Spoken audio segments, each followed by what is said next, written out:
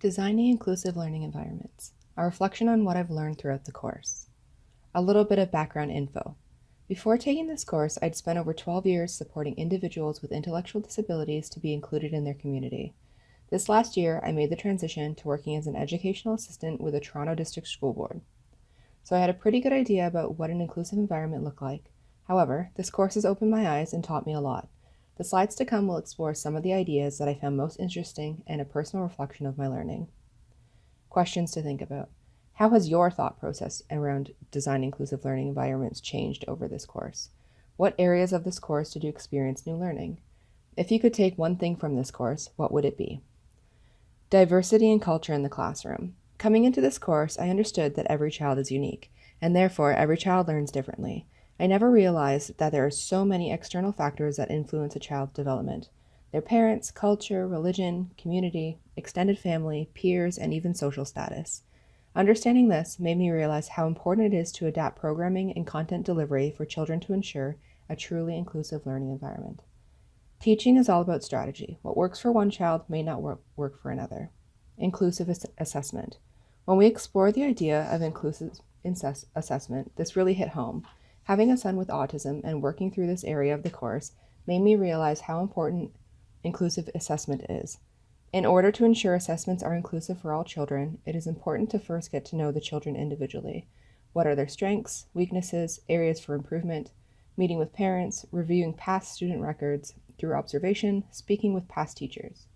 All of these will help a teacher to get to know the children and their support needs. Once a teacher understands the abilities of all the children, appropriate assessment tools can be found to ensure the most inclusive and accurate assessment possible. I found it extremely interesting when we were sharing assessment tools in tutorial and in the discussion thread. There are so many different types for different skills. There's observational assessment tools and more formal assessment tools. I also found it extremely interesting to note that based on assessment results, teachers adapt their strategies to support the children's needs to ensure an inclusive environment. Policies and the K-12 sector.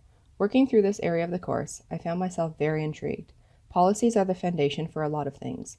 Reviewing and going through all of the different policies that support the K-12 sector has opened my eyes to the different resources that are out there, not only for families, but for children and teachers as well. I particularly found interest in the Early On Centers and what they have to offer. This resource is accessible to all families, and they offer many different programs: counseling, social groups, playgroups, breastfeeding clinics, etc., including technology in the classroom. I am, and always have been, very supportive of technology in the classroom.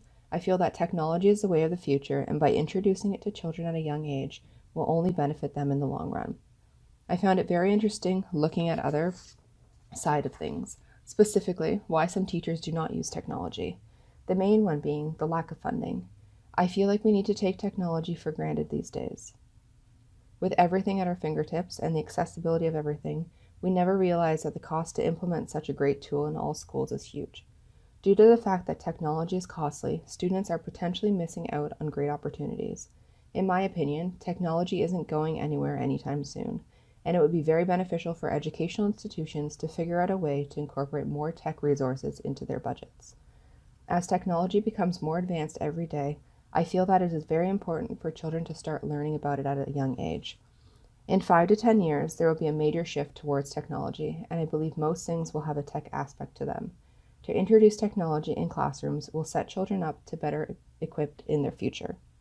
Teaching children some basic competencies such as using keyboard, taking pictures, turning on and off a computer, navigating basic apps, and simple troubleshooting issues. It will help them to develop the skills they need going forward. I do, however, also feel that technology cannot replace all the traditional teaching methods. Technology should be used in moderation and where appropriate, alongside traditional teaching methods. Designing learning environments. I never realized how important it was to take into consideration different aspects when designing an inclusive learning environment. The accessibility of it was very familiar with. Accessible learning resources, appropriate furnishings, classroom, outdoor spaces accessible, and any technology is accessible for all students. While working through this area of the course, I realized that an inclusive environment is not just accessibility. An inclusive environment needs to ensure that all students feel welcome, supported, and included. By displaying their work on the walls, ensuring that different cultures and backgrounds are represented throughout the classroom, giving the children a voice, and having them help decide what their classroom should look like, and represent, ensuring communication amongst teachers and peers is a positive and enriching. Play-based learning and technology. Who would have thought technology, the way of the future, was not very supportive of play-based learning? Many play-based learning activities are not tech-based. There are, however, some educational apps that are play-based and can be interactive amongst peers.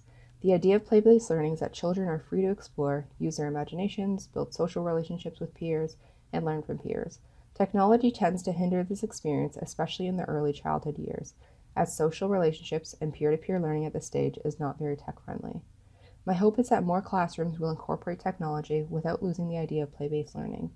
Maybe this is why it is important to combine traditional teaching methods with technology, as opposed to replacing traditional teaching methods with technology. Some things to remember. It is important to always ensure a classroom environment is inclusive for all. There are lots of different policies that support the K-12 sector. Technology can be a great asset to a classroom when used appropriately. Assessment tools should be designed to support the children and should be adapted and altered if need be. All children are unique. Their differences should be celebrated and supported.